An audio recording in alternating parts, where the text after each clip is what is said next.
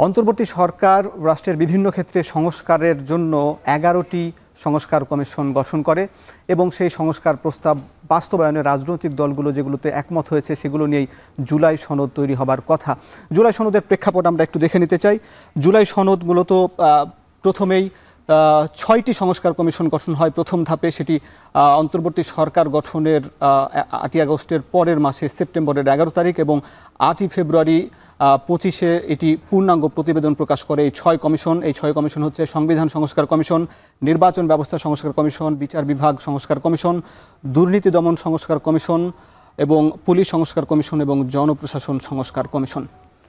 দর্শক, এই সংস্কার প্রক্রিয়ায় শুধুমাত্র সংবিধান সংস্কার কমিশন ছাড়া তাদের মোট ৫টি সংস্কার কমিশন সরকারকে ১৬৫টি সুপারিশকে আশু বাস্তবায়নযোগ্য চিহ্নিত করে এবং সেগুলো বাস্তবায়নের জন্য সরকারের নিকট প্রেরণ করে। কমিশন মনে করে যে সব এই সুপারিশ নির্বাহী সিদ্ধান্ত এবং বিধি প্রণয়ন অথবা অধ্যাদেশ জারির মাধ্যমে বাস্তবায়ন সম্ভব।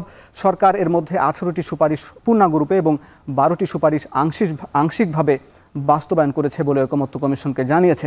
এছাড়া ৯২টি সুপারিশ বাস্তবায়নাধীন রয়েছে। আমরা দেখে নিতে চাই ২৫টি সুপারিশের ব্যাপারে। এছাড়া ঐকমত্য এরপরই মূলত ঐকমত্য কমিশন গঠন হয়। এটি মূলত অন্তর্বর্তী সরকার যে ৬ কমিশন গুরুত্বপূর্ণ মৌলিক সংস্কার কমিশনগুলোকে সেই সুপারিশগুলোকে একসঙ্গে করার এবং সেগুলো বাস্তবায়নের জন্য একটি জাতীয় ঐকমত্য কমিশন গঠন করে এবং সেখানকার সভাপতি হন প্রধান উপদেষ্টা ডক্টর মোহাম্মদ ইউনূস এবং সংবিধান সংস্কার কমিশনের সহসভাপতি ডক্টর আলী রিয়াজ সেটার সহসভাপতি হন এবং বাকি যে 5 সংস্কার কমিশনের প্রধান সেটির সদস্য হন। দর্শক, এই সংস্কার কমিশন গঠন হয় ১২ই ফেব্রুয়ারি ২০২৫।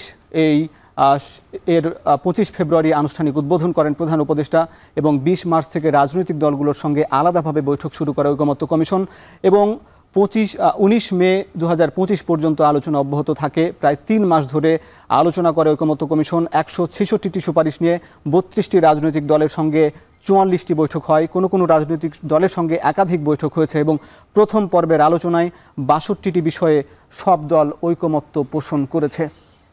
দর্শক, এছাড়াও বেশ কিছু বিষয়ে ঐকমত্য যেসব সংস্কার কমিশন যেগুলো সুপারিশ করেছিল এ বিষয়ে আলাপ আলোচনা শুরুই করা যায়নি, কারণ ২৫টি সুপারিশের ব্যাপারে রাজনৈতিক দল ও জোটসমূহের মধ্যে এতটাই মতপার্থক্য ছিল যে এসব বিষয়ের কোনো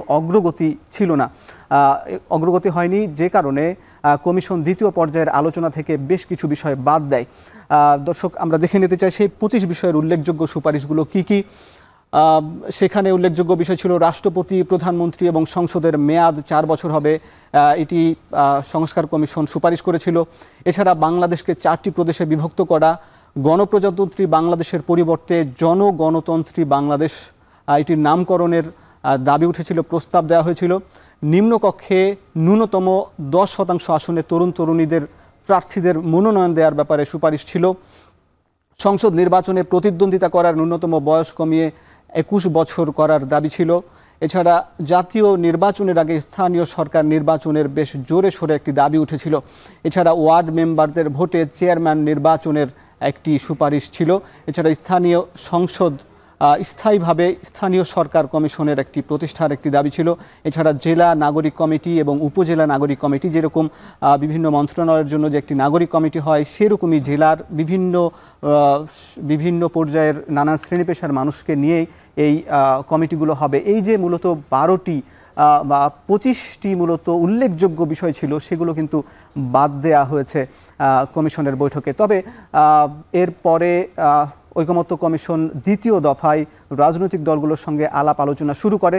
আমরা দেখে নিতে চাই দ্বিতীয় দফায় মূলত রাজনৈতিক দলের সঙ্গে এককভাবে সবগুলো রাজনৈতিক দলকে সঙ্গে নিয়ে জাতীয় ঐকমত্য কমিশন যে বৈঠক শুরু করে সেখানে উল্লেখযোগ্যভাবে 20টি বিষয় নিয়ে আলোচনা হয়। তার মধ্যে 11টি বিষয়ে ঐকমত্যে পৌঁছায় কোনো রকম আপত্তি ছাড়াই। এইটির মূলত আলোচনা শুরু হয়েছিল 2 জন।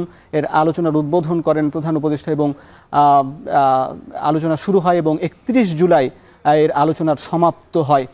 দর্শক, এখানে যে 11টি বিষয়ে সর্বসম্মতভাবে ঐকমত্য হয় আমরা সেগুলো একটু দেখে নিতে চাই। সেখানে আছে 4 সংসদীয় কমিটি বিরোধী দল থেকে হবে। সংসদীয় কমিটি মূলত সরকারি দল থেকে হয়ে আসছিল, ওই জন্য একটি বেশ জোরে সোরে দাবি ছিল বিরোধী দল থেকে এইসব স্থায়ী কমিটির যদি নিয়োগ বিরোধী দল থেকে হয় তাহলে সেখানে চেক অ্যান্ড ব্যালেন্স বা ক্ষমতার ভারসাম্য থাকবে, সে বিষয়ে ঐকমত্য হয়েছে। নির্বাচনী এলাকার সীমানা নির্ধারণে সাংবিধানিক কমিটি গঠনের একটি সিদ্ধান্ত হয়েছে এবং নির্বাচন কমিশন গঠনে সাংবিধানিক কমিটি হয়েছে, এটিও কিন্তু উল্লেখযোগ্য বিষয়, যেখানে সব রাজনৈতিক দল মনে করে যে নির্বাচন কমিশন গঠনের জন্য একটি আলাদা বডি থাকবে, সেই বডিতে মূলত সংসদের 2 জন সংসদ সদস্য সরকারি দল থেকে, 2 জন বিরোধী দল থেকে এবং আপিল বিভাগের একজন বিচারপতি নিয়েই মূলত এই যে নির্বাচন কমিশনের একটি গঠন কমিটি বাছাই কমিটি হবে এবং সেটি মূলত সাংবিধানিক প্রতিষ্ঠান হিসাবে সংবিধানে অন্তর্ভুক্ত করা এটি বড় একটি ঘটনা। এছাড়া বিচার বিভাগ বিকেন্দ্রীকরণ, বিচার বিভাগের ক্ষেত্রে আপিল বিভাগের বা বিচার বিভাগের শাখা সেটি বিভাগীয় পর্যায়ে এবং একই সঙ্গে জেলা উপজেলা পর্যায়ে এটি যে বৃদ্ধিকরণের ব্যাপারে সিদ্ধান্ত হয়েছে। এছাড়া প্রধানমন্ত্রীর মেয়াদ 10 বছর, এটি উল্লেখযোগ্য ঘটনা। 10 বছর একজন প্রধানমন্ত্রী দায়িত্ব পালন করতে পারবেন একজন ব্যক্তি।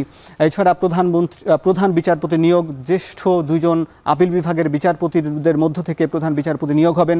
স্বাধীন পুলিশ কমিশন গঠন, পুলিশ যে বাংলাদেশের মানুষের ওপর বিভিন্ন সময় নির্যাতন বা বিভিন্ন যে অনিয়ম দুর্নীতির সঙ্গে জড়িয়ে যান, এই জন্য একটি আলাদা পুলিশ কমিশন গঠন হবে, এটিও ঐকমত্য হয়েছে। এবং রাষ্ট্রপতির ক্ষমার ক্ষমতা সীমিত করার একটি আইন হয়েছে, রাষ্ট্রপতি যাকে তাকেই যে ক্ষমা করে দিতে পারেন। এক্ষেত্রে দেখা যায় যে শীর্ষ বা কুখ্যাত সন্ত্রাসীরাও ক্ষমা পেয়ে গেছেন, সে জায়গায় তার একটি ক্ষমতা একটি সীমিত করার আইন হয়েছে। এছাড়া নাগরিকের মৌলিক অধিকার সম্প্রসারণ হয়েছে, জরুরি অবস্থা জারিতে বিরোধী নেতার সম্পৃক্ততা এখানে স্থান পেয়েছে। এছাড়া সংবিধানের বিশেষ অনুচ্ছেদ, বিশেষ করে 8, 48, 56 এবং 58 ক এর সংশোধনের জন্য গণভোটের বিধান বিষয়ে ঐকমত্য হয়েছে। দর্শক, এই যে 11টি বিষয়ে কিন্তু বেশ গুরুত্বপূর্ণ ইস্যু ছিল, রাজনৈতিক দলগুলো প্রায় 23টি বৈঠক করেছেন এবং সে বিষয়ে একাধিক দিন এই বিষয়গুলো নিয়ে আলোচনা হবার পরে বিষয়গুলোতে ঐকমত্য হয়েছেন, কিন্তু প্রায় 9টি উল্লেখযোগ্য এবং গুরুত্বপূর্ণ মৌলিক সংস্কার বিষয়ে এখন ঐকমত্যে পৌঁছানো যায়নি। ঐকমত্য হয়েছে, দুঃখিত, সেটি নোট অফ ডিসেন্ট দিয়েছে রাজনৈতিক দলগুলো এবং সেই রাজনৈতিক দলগুলো যে নোট অফ ডিসেন্ট অর্থাৎ আপত্তি সহ 9টি বিষয়ে ঐকমত্য হয়েছে।